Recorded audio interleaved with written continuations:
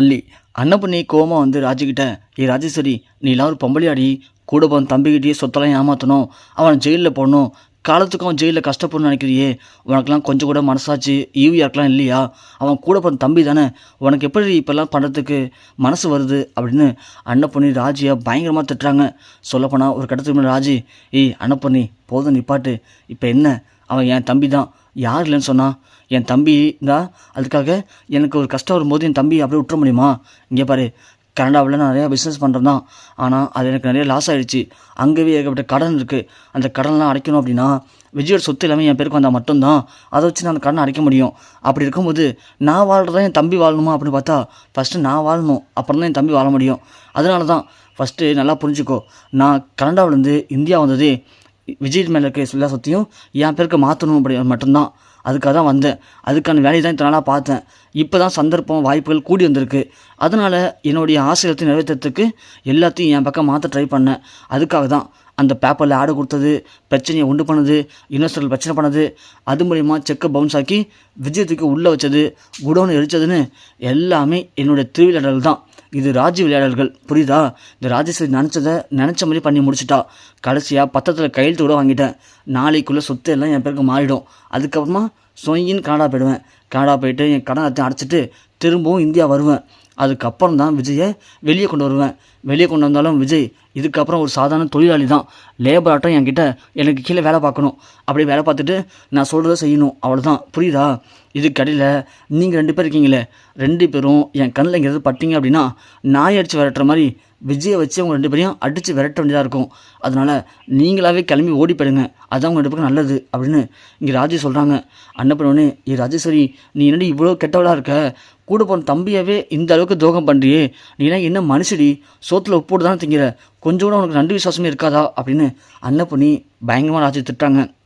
ஒரு கடத்துக்கு மேலே ராஜிக்கு கடுப்பாகி செக்யூரிட்டியை கூப்பிட்டு அன்னப்பொண்ணியை பிடிச்சி வெளியே தள்ளி விட்டுறாங்க.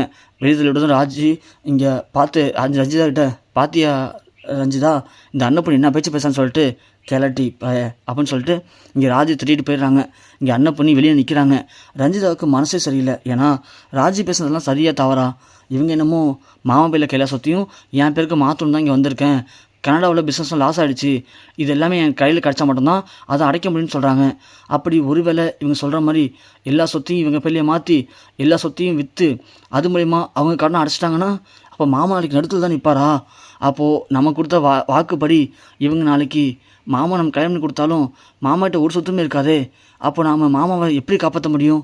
என்ன இது, ராஜியம்மா நம்மள்ட்ட ஒன்று பேசுனாங்க, ஆனால் இப்போது அவங்க மூஞ்ச பார்த்தாலே தெரியுது அவங்க சொல்கிறதெல்லாம் உண்மைதான்னு சொல்லிட்டு. அப்போ இதுதான் உண்மையா? நம்மள்ட்ட போய் சொல்கிறாங்களா அப்படின்னு ரஞ்சிதா பயங்கர குழப்பத்தில் நிற்கிறாங்க. அன்னப்பொண்ணி ராஜி சொல்ல ரஞ்சிதா மூஞ்ச பார்க்குறாங்க.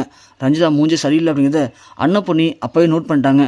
சரி, நமக்கு இருக்கிற ஒரே துருப்பு சிட்டி இப்போது ரஞ்சிதா மட்டும்தான். ரஞ்சிதா மனசு மாறிட்டானா எல்லா பிரச்சனையும் முடிச்சிடலாம் அப்படின்னு அன்னப்பொண்ணி நினச்சிட்டு இருக்காங்க. அன்னப்பொண்ணி நினச்சிட்டு வெளியே உட்காந்துருக்காங்க.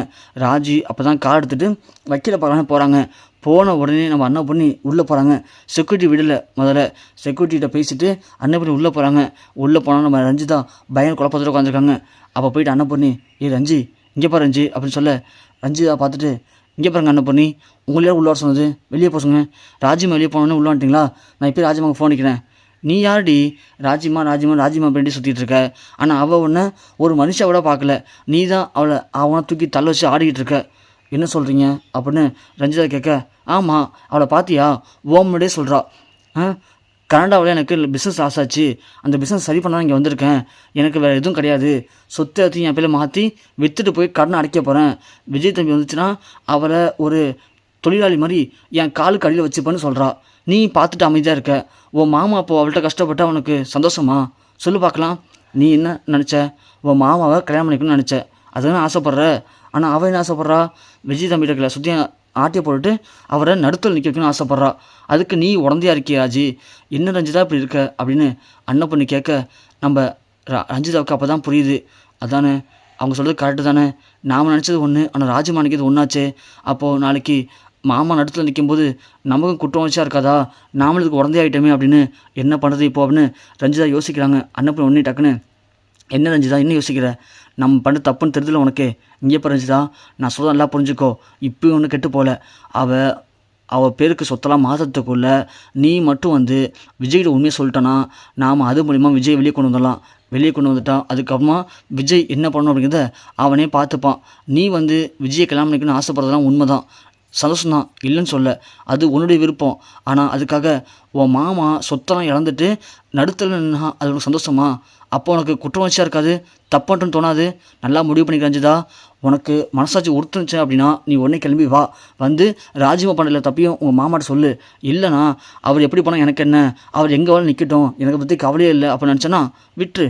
உன் மாமா நடுத்தது நிற்க போது, ஆனால் அது கன்ஃபார்ம் ராஜி சொன்ன மாதிரி தான் நடக்கும், நீ வேணா பார்த்துக்கோ அப்படின்னு அன்னப்பண்ணி சொல்ல, ஒரு கடத்துக்கு மேலே அன்னப்பண்ணி பேச்சுக்கிட்டு ரஞ்சிதா மனசு மாதிரி இல்லை, என் மாமா நடத்துல நிற்கக்கூடாது, நான் வரேன், இப்போ என் மாமா பார்த்து நான் உண்மையை சொல்ல போகிறேன் அப்படின்னு இங்கே அன்னப்பண்ணி கூட கிளம்பி ரஞ்சிதா வராங்க.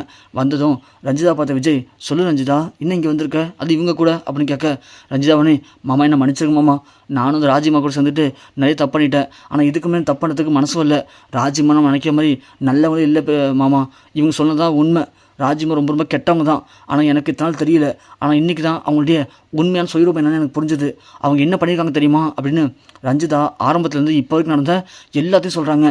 ஆக மொத்தத்தில் நான் உங்களை கல்யாணம் பண்ணிக்கணும் அப்படிங்கிற ஆசையில் ராஜிமா கூட சேர்ந்து எல்லா தப்பையும் நானும் பண்ணிட்டேன், என்னை மன்னிச்சிருங்க மாமா, எல்லாத்துக்கும் காரணம் ராஜிமா தான். ராஜிமா இப்போ கடைசியாக உங்கள் சொத்தையும் அவங்க பேருக்கு மாற்றுறதுக்கான வேலையை பார்த்துட்ருக்காங்க. தயவு செஞ்சு இப்போயாச்சும் நீங்கள் அவங்களுடைய உண்மையான முகத்தை தெரிஞ்சுக்கங்க மாமா, நீங்கள் சீக்கிரம் வெளியே வரணும், வெளியே வந்து சொத்து எல்லாத்தையும் அவங்க பேருக்கு போக விடாமல் நீங்கள் தடுக்கணும் மாமா அப்படின்னு ரஞ்சிதா சொன்ன உடனே தான் விஜய்க்கு எல்லாமே புரியுது. அடைச்சே அப்போ மல்லி சொன்னது எல்லாமே உண்மை தானா, நாம் தான் மல்லி தப்பாக புரிஞ்சுக்கிட்டோமா, பெரிய தப்பு பண்ணிட்டோமே அப்படின்னு ரொம்ப குற்றம் வச்சு நிற்கிறாரு விஜய்.